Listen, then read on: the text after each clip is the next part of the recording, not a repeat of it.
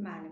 Bueno, luego ahora te iba a preguntar que en caso de un paciente con uveitis que diésemos positivo en coronavirus, cómo debíamos actuar, pero tal y como ha ido toda la conversación, creo que todo esto ya ha quedado como un poco más, ya ha quedado resuelta la duda. Y entonces te pasaría a preguntar que he oído hablar que el COVID, una vez pasas el COVID, se produce una inmunidad. Primero, si esto es cierto. Y segundo, si lo fuera así, los pacientes que estamos inmunodeprimidos también tendríamos esa inmunidad al igual que otro paciente que no lo está. O sea, nos afectaría igual. Si realmente esa inmunidad fuera real, nos afectaría de la misma manera. Bueno, digamos que, y tenéis que disculparme que vuelva a ser un poco político al respecto, es decir, que no os puedo dar una respuesta muy definitiva porque el nivel de evidencia no es tan grande, pero como realmente lo que me interesa es que, bueno, sepáis mi opinión y en este sentido me gusta mojarme, pues os doy mi opinión.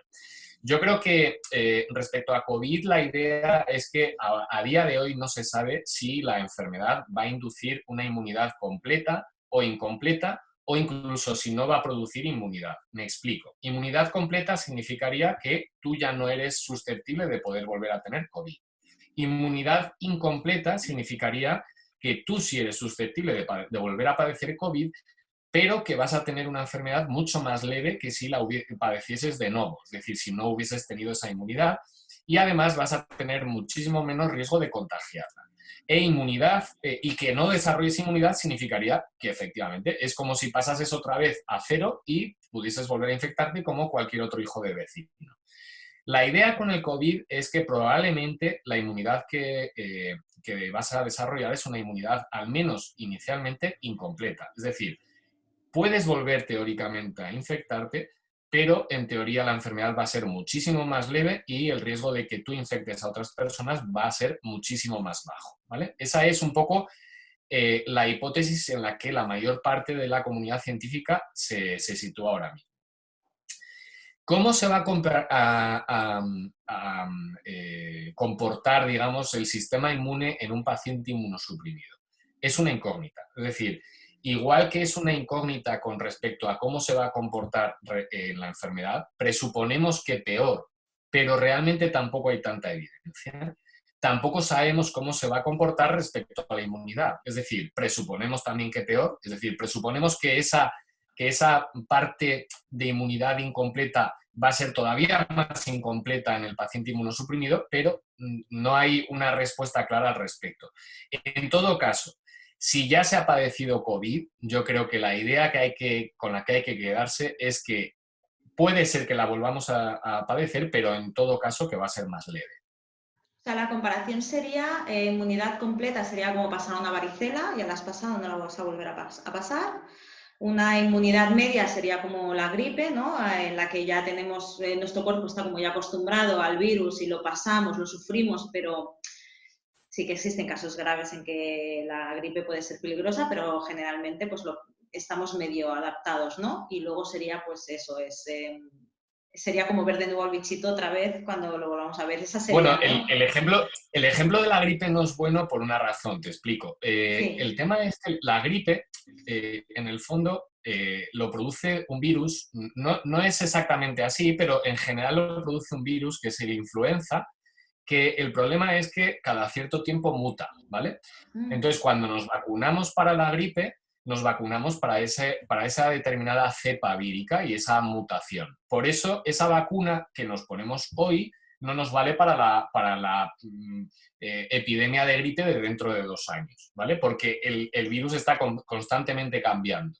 Entonces, con el tema del coronavirus, a lo que yo hacía referencia es más a otra cosa, es decir, a que el coronavirus ahora te puede producir un cuadro grave, con neumonía, con ingreso, etcétera.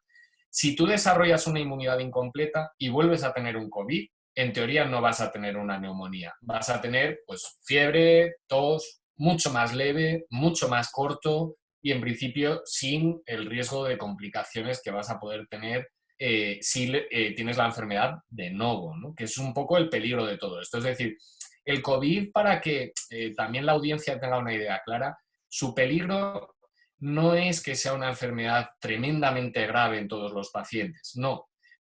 Solo lo es en un segmento pequeño de pacientes, pero el problema es que si todos enfermamos a la vez, el problema es que ese segmento pequeño al final no deja de ser muy grande, son muchos miles de personas y nuestro sistema sanitario no está preparado para que todos nos pongamos malos a la vez, como tampoco lo está nuestro sistema económico para que saquemos todos el dinero de los bancos, ¿no? O sea que el gran problema de todo esto es que esta enfermedad está provocando que todos enfermemos a la vez.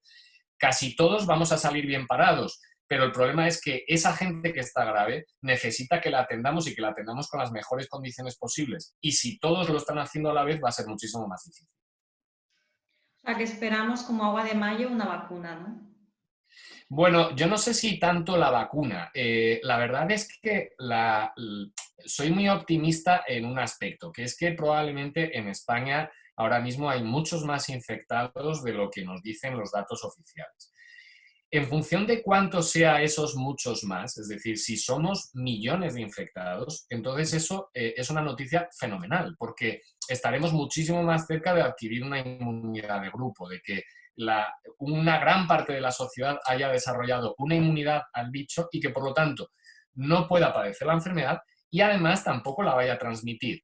Luego, yo creo que eso puede ser mucho más positivo y en muchísimo menos tiempo que el tema de la vacuna.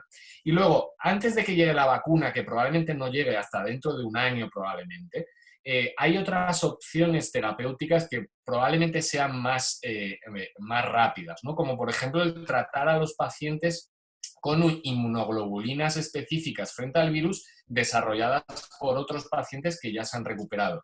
Esas inmunoglobulinas específicas ya se están probando haciendo extracción de plasma de pacientes recuperados, pero el paso siguiente será no necesitar extraer el plasma de otros pacientes, sino desarrollarlas sintéticamente, que nosotros podamos hacer esas inmunoglobulinas en un laboratorio y que ese tratamiento se le pueda administrar a pacientes que estén muy graves. O sea que yo creo que antes de la vacuna todavía vamos a llegar a pasos intermedios que pueden hacer que la situación sea muchísimo más favorable.